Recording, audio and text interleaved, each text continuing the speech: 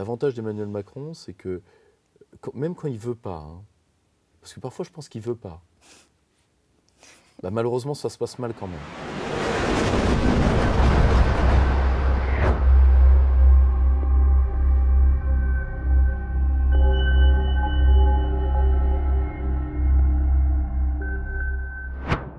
Bonjour à tous, bienvenue sur la chaîne Omerta. Aujourd'hui, je suis ravie d'être avec Monsieur Rougeron, qui Bonjour, ma est chère. un habitué, avec lequel nous avons des débats toujours très enrichissants. Aujourd'hui, j'aimerais commencer avec vous le sujet sur Israël, qui a fait des frappes sur l'Iran. Qu'est-ce que vous en déduisez? Pourquoi est-ce qu'Israël a frappé? Quelle est votre analyse de la Alors, situation? vous avez une analyse, il faut différencier deux choses. Il faut différencier ce qui est de la politique intérieure, c'est-à-dire que Benjamin Netanyahou doit prendre un point qui unit toute la population israélienne, et la peur de l'Iran en est un. La guerre de Gaza ne se passe pas si bien que ça. Benjamin Netanyahou est pas empêtré, mais il est face à un débat structurant de la vie politique israélienne, qui est le caractère mobilisable militairement de ce qu'on appelle les quartiers noirs, donc les ultra-religieux. Et les ultra-religieux se sont alliés à la gauche contre lui, à la Knesset, il y a quelques jours. Et il a pu, parce que c'est un fin manœuvrier, calmer la révolte en isolant certains partis religieux. Donc, si vous voulez, il est toujours dans cette optique de digestion de l'influence des ultra-orthodoxes par les nationalistes religieux, donc par les colons. D'accord ? Donc, il est dans cette crise interne, c'est en plus qui est amplifié par le fait que le personnage n'est pas une aussi bonne presse que ça, que les traumatismes du 7 octobre sont toujours là, que de grandes questions se posent contre lui, sur lui et sur certains de ses agissements. Et donc il a pris un point unissant l'opinion publique israélienne.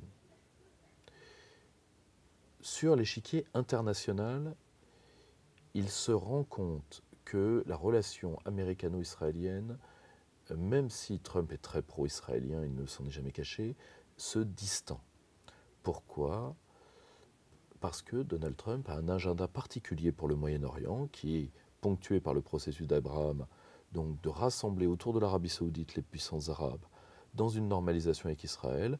Beaucoup de ces puissances l'entendent comme un axe anti-chiite, mais Donald Trump ne fait pas une croix sur la normalisation des rapports irano-américains, parce qu'il doit mettre une distance entre l'Iran, la Russie et la Chine, ce qui est une alliance en devenir.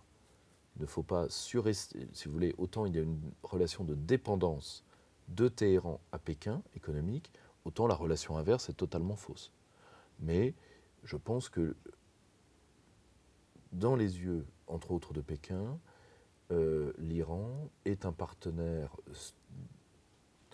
important dans l'avenir de la politique chinoise dans la région. Et Donald Trump fait partie de ces élites américaines qui entendent, faire changer l'Iran d'optique pour la ramener comme allié occidental. Ils ne couperont pas les ponts avec Pékin, c'est déjà trop tard, hein, ça. Mais vous voyez, de mettre un coup de barre à l'ouest, si vous voyez ce que je veux dire. Et pour ça, il faut aussi qu'Israël accepte cette normalisation et sorte de l'obsession anti-iranienne. Et le prix pour ça, c'est de faire pression, ce que d'ailleurs d'autres puissances, y compris des BRICS, acceptent, ce qui est le cas de la Russie. La Russie n'est pas super fan d'un Iran nucléarisé. Hein. Il faut calmer les velléités atomiques de l'Iran. Le problème, c'est de quel droit ? De droit de quoi ? Du traité de non-prolifération, c'est-à-dire d'un traité que ni l'Amérique ni Israël n'ont signé eux-mêmes. Du fait que c'est pas une démocratie, donc c'est pas bien. La seule fois où on a tué des civils par le feu nucléaire, c'est une démocratie qui l'a fait. Et c'est des cibles civiles. Hein. Nagasaki et Hiroshima sont des cibles civiles. Que l'Iran est un pays belliciste, il n'a pas une guerre d'agression en 200 ans. Il s'est battu en tant qu'agressé. Il n'a pas une guerre d'agression en 2 siècles. Donc pourquoi pas ? Ils ont un génie technique, ils ont des ingénieurs, ils ont tout à fait les moyens de Pourquoi ils n'auraient pas le droit à la sanctuarisation de leur territoire? Ils ont des ennemis puissants dans la région. Et puis on pourrait... Moi, j'ai toujours été partisan de la thèse du général gallois, Home for Peace. Oui, l'Iran a le droit de se nucléariser. Si l'Arabie Saoudite, ça l'effraie, l'Arabie Saoudite peut se nucléariser elle-même. Elle en a largement les moyens. C'est une arme de non-emploi. De dissuasion. C'est une arme de dissuasion. Surtout qu'aujourd'hui, la vraie menace, c'est la dissémination des nouveaux types de vecteurs. Mais vous n'avez pas le besoin... Un missile hypersonique, vous n'avez pas le besoin de le nucléariser pour qu'il soit dangereux. Vous le balancez à vide sur une ville, ça fait tout pareil sauf des radiations. Vous voyez, c'est le... Et là-dessus, ils sont très bons. Ils ont déjà les vecteurs, les Iraniens. D'où l'utilité, vu qu'on va vers une moyennisation de la puissance, d'être, disons, à la fois tous à la pointe de la technologie. C'est-à-dire qu'il faut travailler sur soi, dans un esprit de défense, mais également d'être moins belliqueux d'un point de vue diplomatique. On devrait être content. On va arriver enfin à avoir un grand Westphalie. On devrait être content. Et là, on ne l'est pas. Mais c'est trop tard. Alors, pour revenir à votre cher Emmanuel Macron, que vous aimez tant... Mais tout le monde aime le grand leader. Il a déclaré qu'il Suprême leader. qu'il allait soutenir Israël. Je m'inquiète pour les Israéliens d'un coup. Qu'est-ce que ça peut engendrer pour la France, les Français, si jamais... Surcroît d'emmerde, je vous rappelle qu'on a, la plus grande communauté juive d'Europe, qu'on a les plus grandes communautés musulmanes d'Europe, que déjà, on ne peut pas dire qu'il soit embrassons-nous Folleville, et de parler en permanence du Proche-Orient, je ne suis pas certain que ça aide tout le monde à aller prendre un thé à la menthe à la mosquée. Donc on va peut-être éviter les conneries. Vous voyez, et puis surtout, l'avantage d'Emmanuel Macron, c'est que même quand il ne veut pas, hein, parce que parfois je pense qu'il ne veut pas, bah, malheureusement ça se passe mal quand même. On ne sait pas pourquoi, il y a une sorte de magie chez ce type-là, une sorte de magnétisme à emmerde, vous avez remarqué? Il est très fort. Hein. D'ailleurs, si le monde entier veut nous le louer pour les bar mitzvahs, les fêtes d'anniversaire, etc. Non, pas les fêtes d'anniversaire, il y a des enfants. Les bar mitzvahs aussi, d'ailleurs. Non, mais pour les fêtes de post-ado, il n'y a pas de problème. Pour les Spring Week, enfin les trucs comme ça, on vous le loue à l'heure. Hein. Et on peut même faire un duo avec maman. Mais après Laurel et Hardy, on peut... un nouveau comique troupier duettiste. Mais c'est quoi l'intérêt de la France là-dedans? Non mais je sais, parce que tout le monde s'en fout de la France, mais vous savez ce que c'est l'intérêt de la France? La France est une vieille alliée du peuple juif, et la France est une vieille alliée du peuple iranien. Nous connaissons depuis des siècles dans les deux cas. L'Iran a eu des velléités contre nous.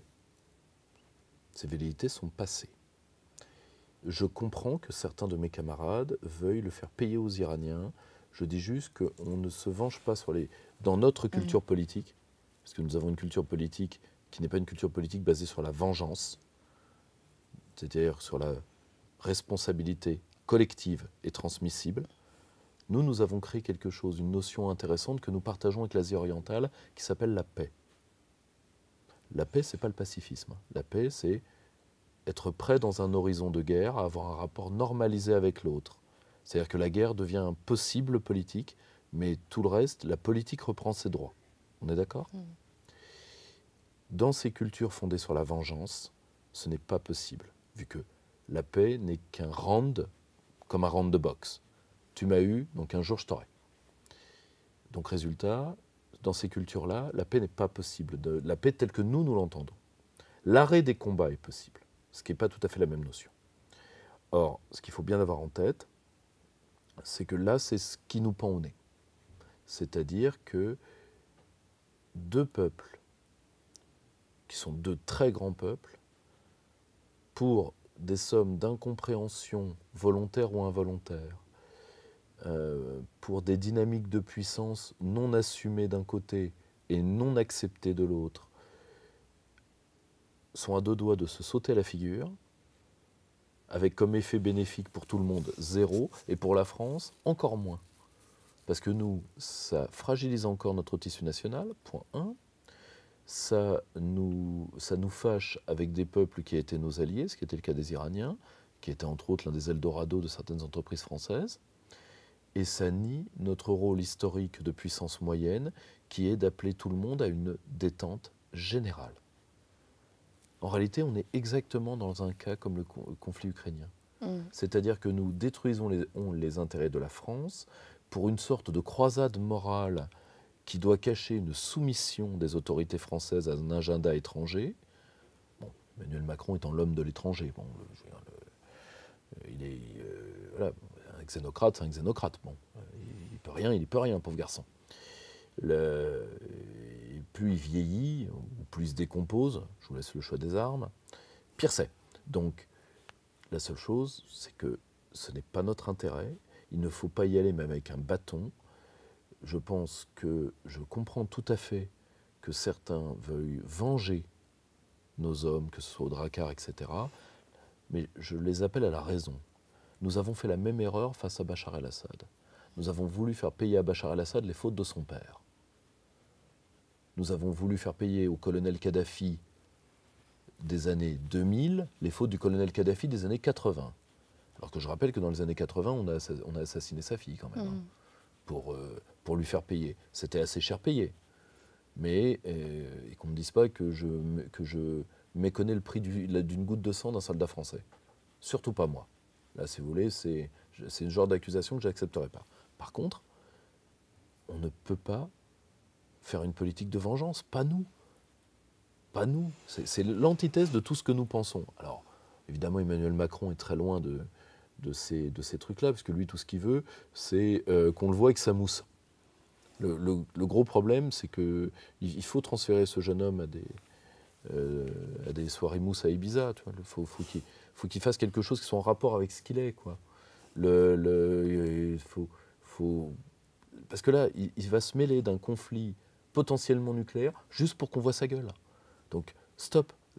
Stop, il y a bien une soirée quelconque, interlope, dans une cave à Paris où il peut se montrer. Enfin, que quelqu'un l'occupe, quoi. Que quelqu'un l'occupe. Bon, chez Michou, c'est fermé. Mais c'est Gad Elmaleh qui a repris le club. Non, c'est Gad Elmaleh qui a repris. Bah tiens, Gad Elmaleh qui aime beaucoup ou Brigitte Macron, ils sont le même coiffeur. Donc, pourquoi pas voilà, là en plus, c'est bien Gad Elmaleh et Brigitte Darmanin. Là, ça y est, on a le début certainement de la plus belle comédie musicale depuis la Comédie Créole. Alors d'ailleurs, Macron a encore eu des frictions avec Trump. Il a dit qu'il était parti du G7 pour régler le conflit entre l'Israël et l'Iran. Ouais. Et Trump a répondu rapidement « Emmanuel se trompe toujours ». Adult in the room. Si vous voulez, mon ami Jonathan Alperi vous le dirait très facilement. Donald Trump, c'est ce qu'est un État souverain. Donc quand vous n'êtes pas souverain sur la scène internationale, vous êtes en minorité, en statut de minorité, c'est-à-dire comme un enfant, vous êtes un mineur. Et Emmanuel Macron, et c'est simple, c'est un sale gosse qui tourne autour des tables des adultes, entre les pattes des adultes, et qui attend de se prendre une gifle. Alors, il s'en est pris une à Hanoï, paraît-il. Mais, mais vous voyez, adult in the room, c'est la fameuse torgnole à Hanoï. Mais, et Donald Trump, c'est son équivalent de la torgnole. C'est-à-dire, sale gosse, tu me fais perdre du temps. On ne parle pas comme ça à un président français, mais t'es pas président. La France, tu la méprises et t'es plus président. Parce que pour être chef d'État, il faut être deux choses. Il faut être un chef et il faut qu'il y ait un État. Il n'est pas chef, il n'y a plus d'État. C'est exactement ça, parce qu'il a dit, Trump, que le président français Emmanuel Macron était en quête de publicité. Mais c'est ce qui est normal. Il n'a plus... Vous savez, la souveraineté, c'est deux choses. La souveraineté, c'est avant tout la potestas, donc le pouvoir de faire. C'est-à-dire contraindre sans être contraint. Emmanuel Macron a ce pouvoir-là? Non, il est dans la main de Berlin. Bon, donc ça, il l'a pas. Et sinon, vous avez le pouvoir de faire grandir, l'auctoritas. Il a l'auctoritas? Non, il se prend des torgnoles. Donc, à un moment, les adultes en ont marre. Donald Trump est un adulte, Donald Trump en a marre. Je le comprends. C'est pour la même raison que Poutine ne le prend pas au téléphone. Si vous voulez, quand on fait un accord international, on ne demande pas l'accord de la personne qui entretient, on ne demande pas l'accord de la dame pipi. Vous voyez, c'est exactement le même problème. Or, Emmanuel Macron n'est pas chef d'État, parce qu'il a fait partie de ceux qui ont détruit l'État en France. Quand la France redeviendra un État, la France a les moyens de se faire respecter. C'est une puissance atomique. c'est une puissance qui a l'une encore des premières armées d'Occident, et tout le monde le sait. Le problème, c'est que là, pour le coup, Michou. Bon, vous n'avez pas nécessairement envie de parler politique internationale avec un échappé de chez Michou. C'est aussi simple que ça. Et d'ailleurs, c'est un homme de cabaret, là où on joue, si vous voulez, mon ami Jonathan Alpéry vous le dirait très bien, à une table de poker, donc à une table d'hommes souverains, on ne vient pas jouer à la belote. Point. Il n'est pas souverain, il dégage. Bon, Donald Trump l'a fait dégager. Je ne peux pas lui en vouloir. D'ailleurs, vous avez raison, parce que la dernière fois qu'on s'est vu, vous m'aviez dit que Macron était devenu était un mème vivant. Oui, un mème vivant. Et donc là, il y a un nouveau mème d'Emmanuel Macron, je ne sais pas si vous l'avez vu, où il parle à Giorgia Meloni et elle a un roulement des yeux parce qu'apparemment ce qu'il lui raconte en messe basse l'agace. Bon. Être très clair sur Meloni, parce que Meloni, toute la droite française se met à quatre pattes devant elle comme elle l'a fait sur Salvini. Moi j'ai travaillé avec les hommes de Salvini, je sais que Salvini est un escroc, je l'ai annoncé, je m'étais fait cracher dessus. Je vous le dis tout de suite, vous regretterez Meloni, parce que le bilan de Meloni, on en parlera, comme disait Philippe de Villiers, à la fin de la foire, on comptera les bouses. Je vous rappelle quand même que, je vais vous donner un exemple, Meloni dit, on a augmenté le PIB par habitant. Oui, elle chasse les diplômés qui se barrent d'Italie, et l'Italie est en train de s'effondrer démographiquement. Donc de dire le gâteau n'a pas grossi, mais j'ai juste tué les mecs à table pour faire des parts plus grosses, parce que c'est ça un PIB par habitant. Si vous voulez. D'ailleurs, je propose à l'Italie de faire un suicide démographique complet, c'est-à-dire qu'il ne reste que Giorgia Meloni et son majordome, comme ça on aura l'un des plus beaux PIB par habitant au monde, puisqu'on coupera le PIB en deux. Donc vous voyez, n'importe quel État en dépression démographique et en disparition démographique, ce qui est le cas de l'Italie, peut jouer sur ce genre de truc. Ça, c'est de l'escroquerie. Mais le problème, c'est que Meloni a des agents en France dans certaines rédactions. Pourquoi ? Parce que Meloni est une agent, avant tout, qui aide Berlin à détruire la France. Mais ça, malheureusement, c'est la vieille haine que l'Italie nous porte. L'Italie n'a jamais été un État allié pour nous, comme l'Espagne d'ailleurs, mais pour d'autres raisons. C'est un État ennemi, c'est comme ça. Mais un ennemi, comme disent nos amis anglo-saxons, irrelevant. Donc, mais un ennemi tout de même. Or, on peut avoir des contacts culturels, mais on n'aura jamais que ça. Il y a une trop forte hostilité de leur part à notre égard. Mais le problème, c'est que Meloni, elle est particulièrement francophobe pour des raisons personnelles qui lui appartiennent. Mais objectivement, là, pour le coup, que Macron raconte des conneries, c'est une chose. Mais viser Macron est une chose. Trump vise Macron. Trump ne vise pas la France. Meloni, sa haine, c'est pour la France. Trump n'est pas ni un ennemi ni un adversaire. C'est juste un pion sur l'échiquier qui peut être notre adversaire dans certains cas, qui peut être un allié dans d'autres, ce qu'on appelle un pion neutre. Meloni se comporte en termes hostiles vis-à-vis de la France depuis qu'elle est là. Donc, si vous voulez, c'est un mème qui me fait moyennement rire, pour le coup, parce que je sais que c'est une puissance qui nous est très hostile, qui s'allie à l'Allemagne pour détruire notre industrie de défense et qui entend détruire notre pays. Mais ce qui est un vieux rêve italien dont les Italiens n'ont jamais eu les moyens. Ce qui explique aussi certaines envolées qu'ils ont eues au XXe siècle et qui se sont très très mal finies. Pour eux. Pour reparler de l'Iran, l'Iran a demandé à Trump de faire pression sur Israël pour un cessez-le-feu. Est-ce que on peut craindre une escalade nucléaire ? Nucléaire, l'Iran n'a certainement pas la bombe au moment où nous parlons. Ce serait suicidaire qu'Israël l'utilise. Les autres États nucléaires ne l'utiliseront pas. Le Pakistan a fait des déclarations, mais qui sont des déclarations de mise sous tension. C'est-à-dire, attention, les Iraniens n'ont pas la bombe. Alors il faut savoir que le Pakistan est historiquement un ennemi de l'Iran. Le problème, c'est qu'aujourd'hui, le Pakistan est un pays qui est énormément dans la main de Pékin. Et d'ailleurs, ce qui est bien pour la sécurité internationale, car une dissolution de la puissance pakistanaise serait extrêmement dangereuse. C'est un pays nucléarisé, je vous le rappelle. Or, si vous voulez, mais évidemment, personne ne...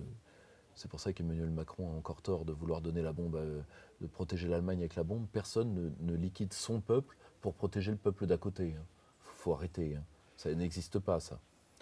Or, ce qu'il faut, je pense, avoir en tête, c'est quelque chose de beaucoup plus simple.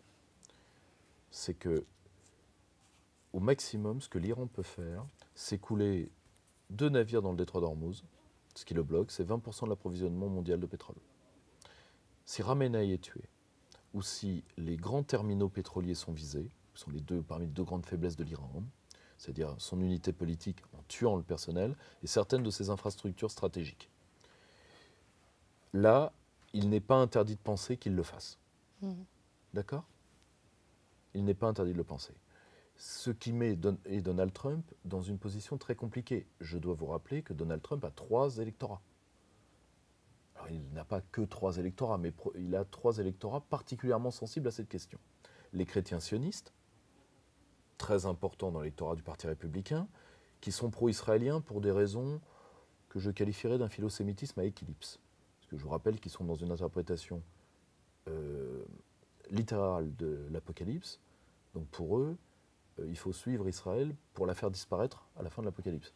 Donc si vous voulez, je veux bien qu'on appelle ça du philosémitisme, mais j'ai quand même des doutes. Bon. Vous avez tout l'aspect social de Trump, c'est-à-dire toute l'Amérique moyenne, qui si le gallon de pétrole double de prix, fermeture du détroit d'Ormuz, on y va tout droit, au doublement du prix, cette Amérique qui vit dans sa bagnole, elle étouffe. Et c'est elle qui a voté Trump. Dernier tiers, l'Amérique nationaliste qui ne veut pas envoyer un GI mourir à Pétaouchnok.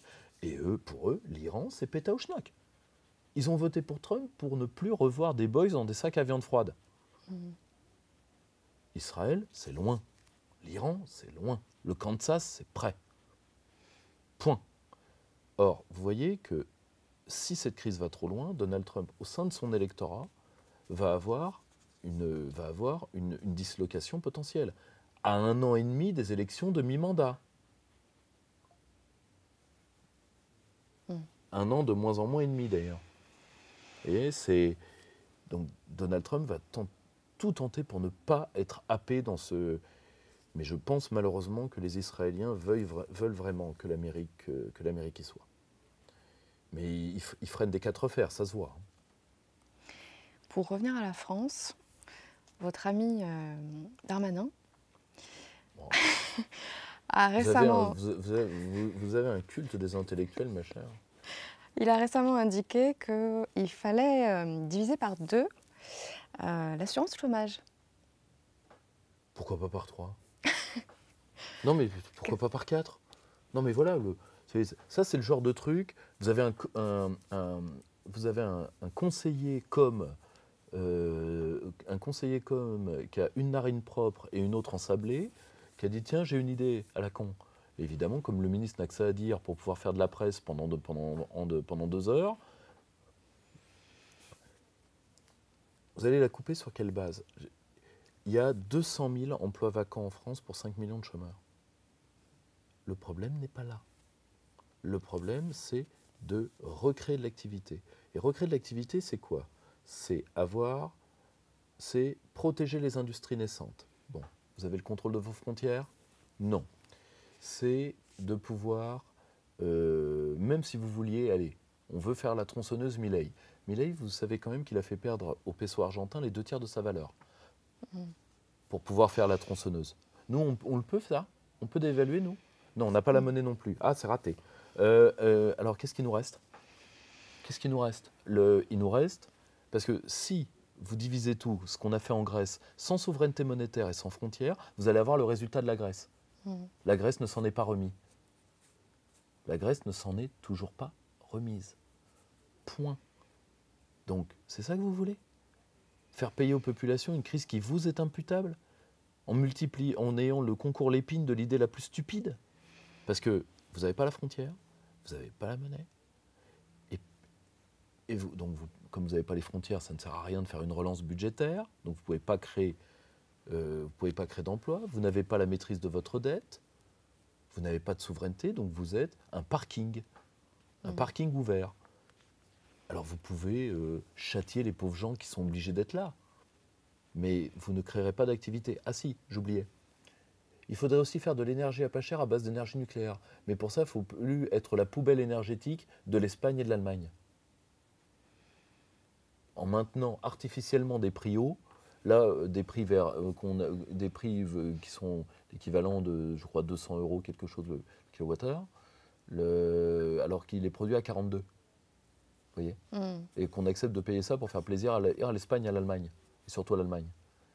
Parce qu'on ne peut pas ouvrir une boîte dans un pays où les factures d'électricité tuent n'importe qui. Voilà. Tant qu'on n'aura pas fait ça, moi je veux bien qu'on me dise que les gens ne travaillent pas assez, qu'on fasse déjà un cadre pour qu'ils bossent. Après, on verra tous les coups de pied au derrière que vous voulez. Mais ça, je pense que c'est un peu au-dessus de ce que M. Darmanin s'autorise en termes de réflexion. Là, il veut juste passer pour le libéral dur. C'est fou cette copie perpétuelle de Nicolas Sarkozy dont ces gens ne réussissent qu'à copier le côté verticalement concentré. La seule chose qu'ils ont de sarkozien, c'est qu'ils ont la tête beaucoup trop bas au-dessus du sol. Alors, autre sujet, je ne sais pas si vous avez visité Notre-Dame depuis sa reconstruction. Non, j'ai pas eu cet honneur. J'aimerais beaucoup. Eh bien écoutez, Macron a décidé de changer, de faire remplacer les vitraux. Je pense que ça va être... Non. Il a décidé de faire remplacer les vitraux de Notre-Dame. On lui avait dit non, tout le monde lui a dit non. Il n'est pas foutu. Enfin, même Notre-Dame, il est obligé de pourrir tout ce qu'il touche. Enfin, il y a quelque chose. Il y a un côté pathologique, il y a un côté satanique chez ce type. Il ne peut pas nous laisser Notre-Dame. C'est à nous, Notre-Dame. Déjà, apparemment, elle a bien changé. On a mis des siècles à la construire. Il va mettre combien de temps à la saloper, lui? Non, mais ce culte du backroom de province commence à être légèrement gênant. Parce qu'il veut faire quoi? Des vitraux inclusifs? C'est vrai, Notre-Dame est faite pour ça. Wokiste. Mais vous voyez, c'est saut 90. Il s'est jamais remis de ses cours à Sciences Po. Il s'accroche à un monde qui est mort. De toutes les mouches qui sont en train de pondre sur le cadavre de l'Occident, il s'accroche à la seule qui a été écrasée sous la semelle. Il y aura pire que les woke, je vous rassure. Mais pour l'instant, les cheveux bleus ont perdu. Et le seul qui s'accroche à ça avec l'énergie du désespoir, c'est lui. Mais c'est pas grave, qu'il le fasse. Qu'il le fasse. Il basculera de l'argent public, et quand il y aura quelqu'un qui voudra s'occuper de ce pays, ces saletés seront démontées, refondues, pour faire autre chose. Il ne tuera pas l'esprit de Notre-Dame, il l'a déjà échoué, ça. C'est d'ailleurs ça le problème d'Emmanuel Macron. Il fait comme tous les petits. Vous savez ce que c'est la différence entre un homme d'État et un petit mec? Citez-moi un. Le charisme? Non. Citez-moi un monument que le général de Gaulle ait fait dans Paris. Un monument qu'il ait fait? Ouais. C'est simple, aucun. Vous savez pourquoi? Parce que les grands hommes marquent le temps. Les petits mecs essayent de graver leur nom sur une pierre. Mais c'est pas grave, la pierre finira à la benne. Il n'y a pas de problème. S'il n'y a que ça pour lui faire plaisir. Autre sujet, les ZFE. Ça a été supprimé, mais là, l'auteur Alexandre Jardin Légueux a indiqué aujourd'hui que justement les macronistes allaient essayer de remettre les ZFE en place. Mais tout simplement parce qu'ils vont avoir l'aide du Conseil constitutionnel, parce que c'est du droit européen. Vous pensez qu'ils vont y arriver? Bien évidemment, c'est du droit européen. Donc tant qu'on ne commence pas par ça, on n'a rien dit. J'aime beaucoup Alexandre Jardin, le problème n'est pas là. Le problème, c'est que, si vous voulez, si vous êtes en guerre contre un seigneur féodal, le fait d'aller casser la gueule de son palefrenier ne va pas le vaincre. Vous voyez ce que je veux dire? Moi, je veux bien qu'on tabasse les lampistes. Après tout, chacun fait ce qu'il veut de son samedi soir. Mais je ne vois pas l'utilité de la chose, c'est tout. Donc malheureusement, c'est du droit communautaire. Ils reviendront parce que l'européisme retourne à ce qu'il est profondément, c'est-à-dire un germano-féodalisme.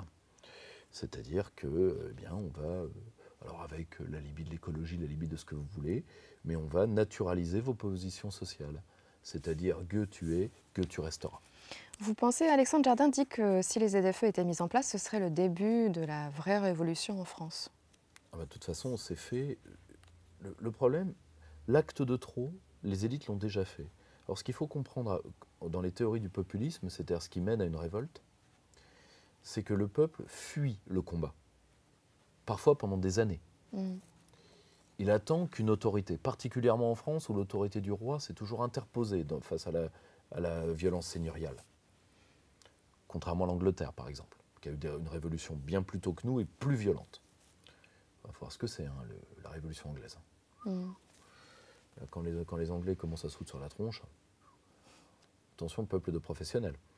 Mais le grand souci, c'est que le peuple français attend qu'une autorité légitime. C'est pour ça qu'il y a une recherche dans l'esprit français du roi caché. Mm. C'est-à-dire qu'on attend qu'un vrai souverain nous sauve. Les Français sont comme ça. Quand ils vont être obligés de prendre par contre le truc en main eux-mêmes, je ne dis pas que ça se fera sans 2-3 gouttes. Parce que là, vous allez avoir le retour.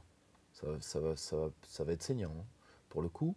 Mais les Français font ce qu'ils font historiquement dans ces cas-là, c'est-à-dire qu'ils essayent de trouver une paix de sortie. Ils fuient le combat.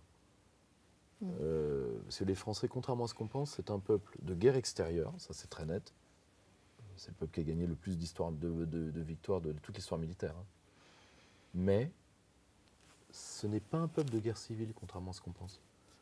C'est un peuple qui a connu beaucoup de guerres civiles, c'est vrai, mais qui a souvent tout fait pour les fuir.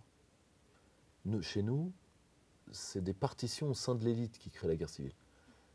Ça, c'est peut-être en train d'arriver, mais c'est encore un processus lent. Par contre, le vrai problème qui va se poser à nous, c'est que là, les Français, on va aller les chercher jusque dans leur chambre à coucher. On va aller leur chercher sur leurs enfants, etc. Donc d'un côté, on les force au combat. Vous pensez que ça pourrait être l'acte de trop ? Ah bah, de toute façon, quand les gens ne pourront plus nourrir leurs gosses, si vous voulez, les Français, contrairement à d'autres peuples européens, ils ont encore des gosses. Ils en ont moins qu'ils le voudraient, mais ils en ont encore. Et là, par contre, ils se défendront. Surtout, vu l'ambiance absolument ignoble qu'on fait pour les enfants. Et il y a quand même des dossiers ignobles qui sortent. Donc à un moment, ça par contre, ils savent très bien que ça leur explosera à la figure. Mais je pense que c'est trop tard. Ils sont partis. C'est-à-dire, ils sont partis dans... Mais ça date de 2005. Hein. Là où l'élite française s'est dit, bon, il va falloir qu'on les fasse craquer psychologiquement, faut qu'on les finisse. C'était quoi en 2005 le référendum ? C'est pour le référendum. Le référendum, ça devait passer comme un courant d'air. Et là, on s'est dit, putain, les Francaouis sont encore en vie. Il faut les finir. On le sait. La seule chose, c'est qu'attention, je ne suis pas certain qu'ils iront à l'abattoir aussi facilement. L'élite pourra encore tout arrêter. Elle ne le fera pas. Ils sont trop loin maintenant. Ils sont trop loin. Puis surtout, c'est plus la même élite. C'est-à-dire, vous avez de plus en plus de dingues. Enfin voilà, quoi. Vous avez une alliance des dingues et des ratés, quoi. Le combo Gabriel Attal, Sandrine Rousseau. Bon, voilà. Il y a souvent récemment, il y a une surveillante qui a été tuée, poignardée par un élève de 14 ans. Oui. Je crois que c'était Dupond-Moretti qui disait que la France n'était pas un coupe-gorge. Qu'est-ce que ça dit ? C'est sûr que lui, vu qu'il vit avec des flics, il aurait pu dire la France n'est pas un coupe ma gorge. Ça, c'est sûr. Oui. Parce que lui, il faut arriver à travers deux digicodes, un gardien, plus les flics. Bon, bah, c'est sûr que le couteau de la paix va l'épargner pour l'instant. Déjà, les couteaux de la paix, ça ne tape pas au digicode, jusqu'à preuve du contraire. Comment est-ce qu'on peut analyser cette recrudescence de la violence ? Alors, sortons du fait divers lui-même. Parce que le fait divers lui-même, soit que c'est un jeune homme, il y a beaucoup de choses, il y a un problème d'origine, il y a un problème peut-être de sociopathie qui mériterait une enquête approfondie sur lui. Que dit l'acte ? L'acte, c'est que Marie-Estelle Dupont a fait un travail remarquable, absolument remarquable là-dessus. C'est-à-dire que vous avez une génération entière qui est en souffrance, qui n'a pas un seul mot à mettre sur sa souffrance. Donc résultat, elle est dans l'agir perpétuellement. Donc elle passe à la violence rapidement. Elle catalyse la folie de la société. Évidemment, évidemment. C'est toujours les enfants qui prennent. Et surtout, quand vous avez liquidé le rapport enfant-adulte. C'est-à-dire que pendant le Covid, vous avez dit on va liquider ta vie parce que tu vas tuer mamie. Je rappelle qu'une société saine, c'est une société où les adultes protègent les enfants. Là, on a demandé aux enfants de protéger les adultes au nom de la lâcheté des adultes. Ça, c'est une erreur anthropologique majeure. Si vous voulez, il y a quelques espèces animales qui font ça, vous savez, qui soit donnent leurs petits à leurs prédateurs pour l'amadouer, soit laissent leurs petits comme proie. C'est rarissime. Bon, là, on s'est comporté comme ça. On va le payer. Et malheureusement, comme on ne veut pas s'occuper des gamins, parce qu'on est une société gérontocratique qui n'en a rien à foutre de sa descendance, et malheureusement, une société qui ne protège pas ses enfants mérite de crever. Si vous voulez que je vous dise. Alors d'ailleurs, en parlant des jeunes, Elisabeth Borne, que vous appréciez également fortement. Borne, elle est un peu comme Vladimir Poutine d'un côté, c'est qu'elle fait la gueule, elle sourit, elle grimace, elle vous tire la langue, elle est euphorique, elle a la même tronche. Voilà, Elle s'est rendue hibou hyperthyroïdien. Elle s'est rendue dans un lycée parisien hier pour, Ils s'en sont remis. pour soutenir les lycéens qui passaient le bac. Et bien sûr, elle a rappelé que... Non, si elle leur a dit, vous savez, passer le bac est la meilleure chance que vous me ressembliez un jour, on a eu 3 suicides et 2 internements. Oh putain. Elle a bien sûr précisé que les montres électroniques étaient éliminatoires. Est-ce que vous pensez que Elisabeth Borne... Que j'aurais préféré qu'Elisabeth Borne rende son bac? Certainement. Qu'elle peut être un élément de motivation pour la jeunesse française? À l'expatriation, vous voulez dire? On a déjà Cogar, on a... Tiens, Kersozon. Il est toujours en vie, Kersozon. Il est drôle, il est littéraire, il a des tas d'histoires de mères à raconter. Vous voulez mettre des vrais mecs devant des gamins? Non, là vous mettez des gens qui ont été des butoirs de porte toute leur vie, qui n'ont fait que du mal à tous les gens qu'ils ont rencontrés, et qui, en plus, n'ont eu leur poste qu'à la soumission et à la plasticité. C'est monstrueux, c'est misérable. Vous vous rendez compte? Vous donnez ça à des enfants de 18 ans qui rêvent d'aventure, de changer, de faire quelque chose de leur vie, et vous lui dites, voilà, moi tu sais, j'ai passé des diplômes et après j'ai léché des bottes. Et voilà, j'en suis là. Fais comme moi. Regarde mon air épanoui. C'est sûr qu'avec en plus Elisabeth Borne, vous avez la joie qui transpire par les fentes des murs. Donc, au secours, quoi. Non mais, vous vous rendez compte? Alors, on n'a pas des gens qui ont des vraies histoires à raconter. On en a plein. On a des tas d'entrepreneurs de génie. Forêt, tiens, le mec de la tech, pourrait raconter à des gamins. Moi, je l'ai fait moi, dans certains lycées agricoles. C'est une des plus belles expériences de ma vie. Parce que là, vous voyez naître quelque chose chez les gamins. Moi, désolé, profondément, c'est le métier qui m'a le plus plu. J'ai aussi fait dans le supérieur, mais je garde un souvenir particulièrement inamouré des conférences que j'allais dans des lycées agricoles. Si vous voulez, là, vous faites naître quelque chose chez les mômes. Alors que Elisabeth Borne, enfin, si vous voulez, on ne peut pas lui trouver un vrai emploi. Je sais pas, il y a la saison 2 de mercredi, il n'y a pas quelqu'un pour jouer Grand-mère Adams? Non, parce qu'elle ne peut pas jouer Morticia, c'est Monica Bellucci. On n'est pas tout à fait. C'est pas Monica Bellucci, qu'est-ce que je raconte? C'est Catherine Zeta-Jones. Excusez-moi, bon, on n'est pas dans le même ring. Mais je sais pas, elle peut jouer, oui, Grand-mère Adams. Tu vois, elle a tout pareil. Donc, il manque juste ses cheveux longs et bouclés. Non, mais voilà, qu'est-ce que vous voulez? Et après, vous allez leur vendre quoi? Vous allez leur vendre Édouard Philippe Forever, c'est-à-dire un Juppé avec des cheveux. Enfermez-les dans une télé en noir et blanc pendant qu'on y est. Voilà, ça les aidera à se terminer. À propos des haies trop touffues, je ne sais pas si vous avez entendu parler de ça. Alors désormais, toute haie excédant 2 mètres de hauteur et avec une densité de feuillage ne permettant pas de voir à travers plus de 50 cm sera considérée comme non conforme. Alors c'est pour les particuliers, pour tout le monde. Et alors les propriétaires récalcitrants s'exposent à des amendes et des procédures administratives. Je ne sais pas si vous avez passé... Alors attendez, parce que moi je vis en Normandie, c'est-à-dire je vis j'ai vécu en Normandie, je suis revenu aux frontières de ma région d'origine. C'est-à-dire dans des endroits où on a enlevé toutes les haies et où ça a été une telle catastrophe qu'on a tout remis.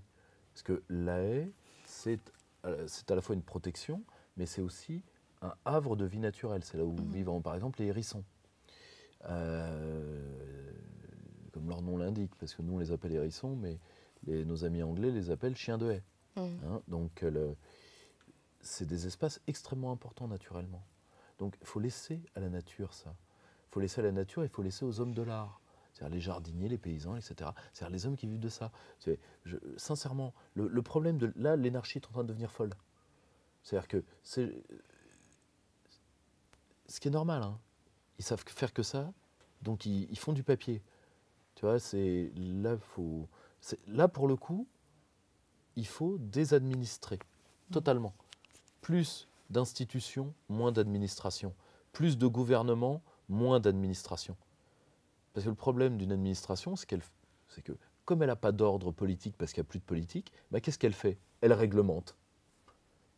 C'est normal, c'est quoi une administration? C'est fait pour faire des cases et faire rentrer des trucs dans des cases. Bon, quand vous n'avez pas un commandant qui dit on va par là pour leur dire par où faire des cases, bah, ils font des cases partout et les cases deviennent folles. Sur l'exemple. Pour conclure, est-ce que vous auriez un mot à adresser à nos abonnés d'Omerta? Alors que je les invite tous le 28 juin au salon des auteurs du Cercle Aristote. Ils croiseront Christian Combas, Pierre Jovanovic, beaucoup d'autres, de 11h30 à 19h, 10 rue Croix des Petits Champs, pour un verre de l'amitié, pouvoir découvrir certains médias y seront présents, j'espère qu'Omerta y sera, et en tout cas je les y attends, nos amis d'Omerta sont bien sûr les bienvenus et à plus d'un titre. Voilà. Bah écoutez, merci beaucoup Merci pour ce nouvel entretien. À très bientôt. Et on se retrouve très bientôt sur Omerta.